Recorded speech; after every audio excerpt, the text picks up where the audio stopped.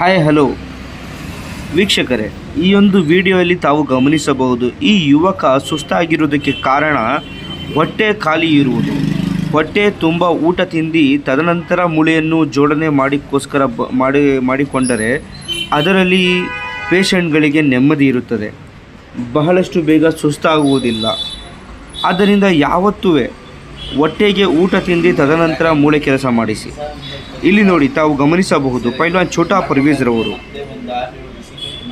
ಮೂಳೆಗೆ ಯಾವ ರೀತಿಯಲ್ಲಿ ಇಟ್ಟುಕೊಳ್ಳಬೇಕು, ಯಾವ ರೀತಿಯಲ್ಲಿ ಜೋಡಣೆ ಮಾಡಿಕೊಡುತ್ತೇವೆ ಎನ್ನುವುದು ಮತ್ತು ಪ್ರೀಫೇಸ್ ಹಿಸ್ಟ್ರಿ, ಯಾವ ರೀತಿಯಲ್ಲಿ ಅವರಿಗೆ ಕ್ರ್ಯಾಕ್ ಆಯಿತು ಅದನ್ನೆಲ್ಲ ತಿಳಿದ ನಂತರ, ಅವರ ಎಕ್ಸ್ರೇಯನ್ನು ನೋಡಿದ ನಂತರ ಟ್ರೀಟ್ಮೆಂಟ್ಗೆ ಕೈ ಹಾಕುತ್ತಾರೆ.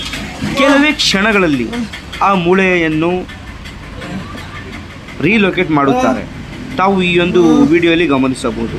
ಈ ಮೂಳೆಯನ್ನು ಕೂರಿಸಿದ ನಂತರ ಪೇಷಂಟ್ಗೆ ಅಷ್ಟೊಂದು ನೋವು ಕಾಣುವುದಿಲ್ಲ, ಕಾರಣ ಮೂಳೆ ತನ್ನ ಯಥಾಸ್ಥಿತಿಗೆ ಹೋಗುತ್ತದೆ.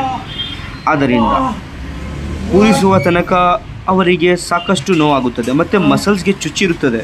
ಆದ ಕಾರಣ ಸ್ವಲ್ಪ ಮಸಲ್ಸ್ನಲ್ಲಿ ನೋವಿರುತ್ತದೆ. ಇದೇ ಒಂದು 8 ದಿವಸ ನಂತರ ನೋಡಿದರೆ ಅಷ್ಟೊಂದು ಪೇಷಂಟ್ಗೆ ನೋವು ಕಾಣುವುದಿಲ್ಲ.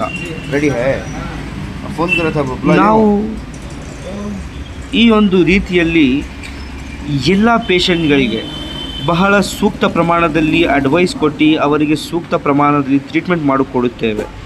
ಇದು ನಮ್ಮ SIKJ ಬೋನ್ ಸೆಟ್ಟರ್ಸ್ ರಾಜೇಂದ್ರ ನಗರ ಕೆಸರೆ ಮೈಸೂರಿನಲ್ಲಿರುವ ಬ್ರ್ಯಾಂಚು. ನಮ್ಮ